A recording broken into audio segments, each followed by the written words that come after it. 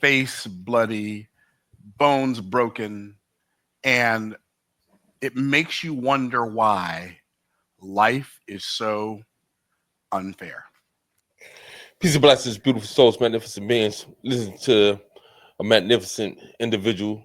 I don't agree with everything that Myron says, but I agree with a lot of what he says and what he brings to the table. So allow us to check him out. We're talking about winning against all odds. We're talking about how to not become a permanent victim. Allow him to continue. But on this video today, I'm going to teach you to the best of my ability, regardless of what has happened to you, how to stop being a victim. How to stop being a victim of circumstance, how to stop being a victim of people, how to stop being a victim of whatever you've been being a victim of. And we're going to look at a story in scripture today that is so mind-blowing. And I went back and reviewed the whole story again, and it's amazing how our experiences of life follow our thoughts and our words. So he's going to go into some Bible verses. For those of you who know me, you know that I'm not religious in that sense, but he's done a great job of being able to tie in certain principles that come from his preferred book, which is the Bible, to his reality and to the teachings that he gives on how to become a more developed human being, a successful human being. And for that, I have to respect what it is that he puts down. So let's allow him to tell the story. So here we go. It says in Genesis chapter 42, verse 35 and 36, and it came to pass as they emptied their sacks that behold, every man's bundle of money was in his, and they paid for the food, but Joseph, without saying it, demonstrated, your money's no good here. And he put their money back in their sacks. And they were afraid that he was going to think they stole it. Okay, that's why they were afraid. Okay, y'all tracking. Then it says, and Jacob their father said unto them, me ye have bereaved of my children. Joseph is not, which means Joseph is dead, and Simeon is not, and ye will take Benjamin away. All these things are against me. That's the phrase right there. All these things are against me. And this is one of the key concepts he's going to break down, is that internal talk that many of us have that is the key to keeping us stuck in our positions. We must learn to speak to ourselves in a way that speaks progress, that speaks strength, that speaks endurance, that speaks the willingness to sacrifice and overcome whatever it is that we are up against. I share a little bit with you about my journey for those of you who don't know. I flatlined 9 times in 2012 on over into 2013. 5 times in one day within the hospital. They had to hit me with those paddles in order to revitalize me. I chose, after a year being on medications in 2013 to 14, to treat this hard condition called supraventricular tachycardia naturally.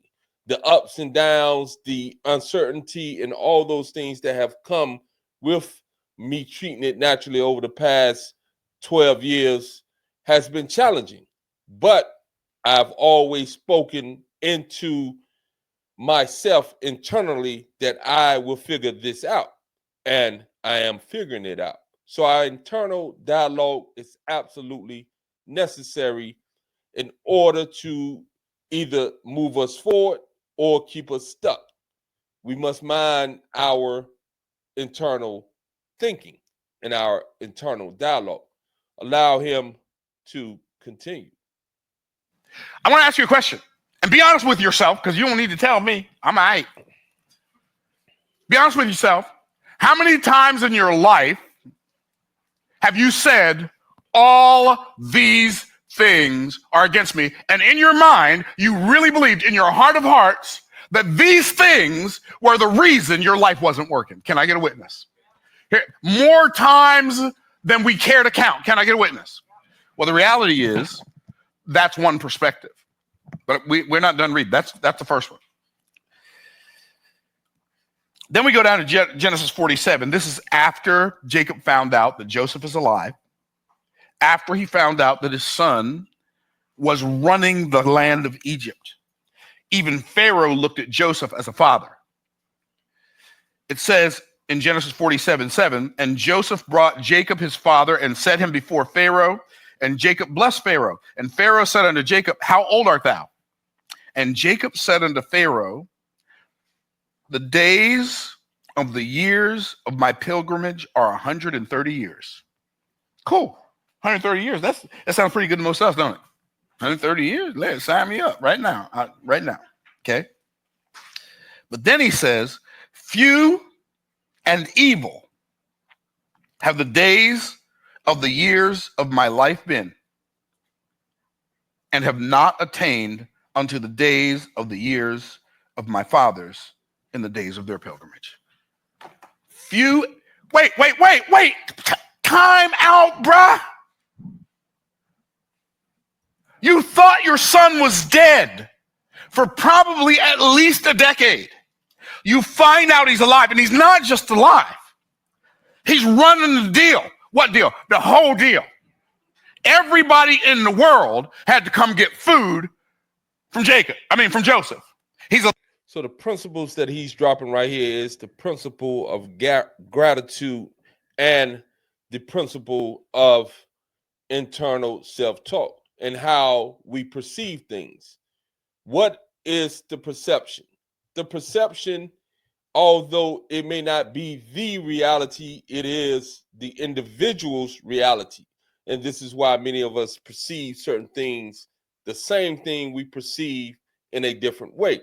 And these things can have either a beneficial effect on our progress or can have a detrimental effect on our progress. And this is why when we engage in the mentality of being a permanent victim of circumstances, then we have reduced ourselves and have kept ourselves stuck in a position of victimhood. This is not to say that things don't happen and people do not create victims out of others, but for the most part, those who choose to remain a victim are remaining a victim because of their choice, because of their mindset, because of their unwillingness to say, this happened, now I must move forward. The ultimate determination of how my life will turn out will be with me. And in 99.9% of all cases, that's going to be the reality. No matter what happens to us, for most of us, and for most situations, that which does not take us out of here, that which does not kidnap us and not allow us to move forward at this day and time, if we remain a victim to circumstances outside of those two circumstances, it's because we have chosen either willingly or unwillingly to be a permanent victim, and we cannot move forward as permanent victims. Let's allow him to continue. Alive, he's in charge and living large. And the best thing you could think of to say was, few and evil have been the days of the years of my pilgrimage. I'm so confused. Dude, you just found out your son is alive.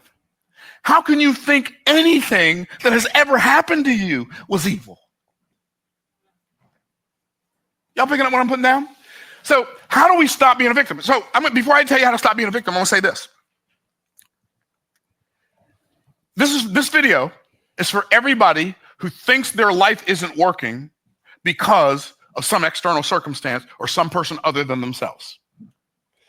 He likes to go in and talk about what he has coined as there are situations that are actually contributory to a situation, and those situations or that thing that is determinative about a situation. So again, the contributory factors, he say that they cannot out push the factors that determine the outcome. So you have factors that determine outcomes, and you have factors that contribute to outcomes. And he breaks that down in a specific way. That's what this video is for. Stop being a victim. Because I'm going to tell you something. Your thoughts that you are a victim and your words about you being a victim have victimized you more than any other external circumstance could or has. I'm not minimizing the idea that really difficult things and some really, quote, bad things have happened to all of us. But flip it over. What? The bad thing that happened to you, the difficult thing that happened to you, the trial that you went through, the trial that you're going through. Flip it over. What do I mean flip it over? There's a law that is a law that governs our experience of life. It's called the law of polarity. For every action, there's an equal and opposite reaction. For every positive, there's a negative, and every negative, there's a positive. And when a negative shows up, we get so zoned into the negative that we forget to flip it over and look at the other side. And that's the power of negativity and the power of negative situation. It gets us away from understanding and utilizing the principles and the laws of nature. Everything that has a positive reaction has an equal and reciprocal negative reaction. So these things we must come to understand. We must look for the positive when the negative has arisen. But we become emotional. We become stuck in a place of feeling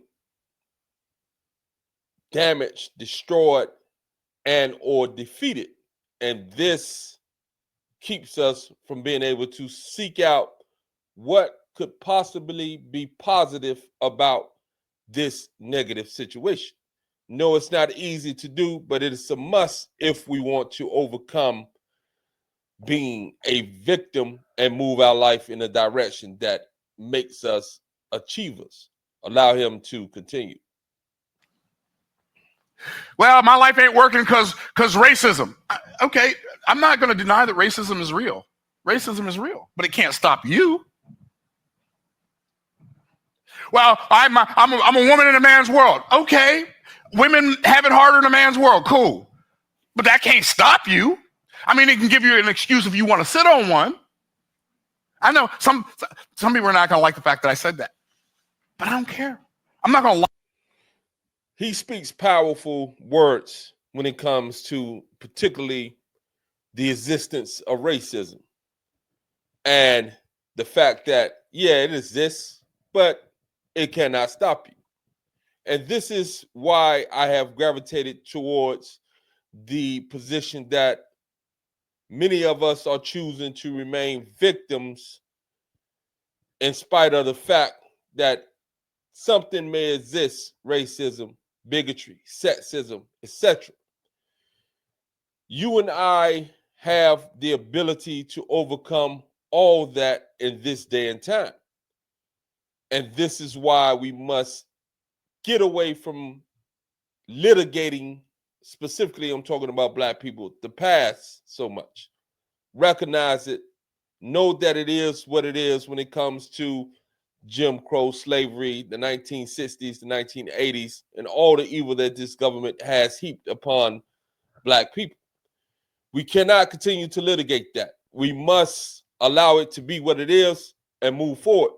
We must allow ourselves to understand, yeah, it may exist, but it is not why you and I are not succeeding in this society in this day and time. You are selling yourself a lie when it comes to that point where you push the idea that racism is why you can't get ahead. Racism is why the hood is in a deplorable state. Racism is why blacks are at the bottom of pretty much every economic, social metric in comparison to other groups. Those things may be contributing factors, but they are not the determining factors. The culture, the belief, the acceptance, and the listening to these liberal politicians and preachers always blaming the system for our downfall keeps us stuck. They offer no solutions. So we remain stuck, continue to blame the system, continue to blame racism, has not changed the condition of the hood for the past 50 years. And I grew up in the hoods, and I see that they have gotten even worse. So we must get away from that, and we must continue to build and build on the foundation of that you and I, any individual of any race, are not permanent victims. We are able to overcome whatever it is that we are dealing with if we determine that we will overcome it. It would take sacrifice, it would take discipline, it would take determination. But at the end of the day, you and I, we have those capabilities within us. We must be willing to implement those things and continue to move forward in spite of the difficulties. I'll leave that link for this video that he was talking in the bottom. Have a beautiful day. Peace.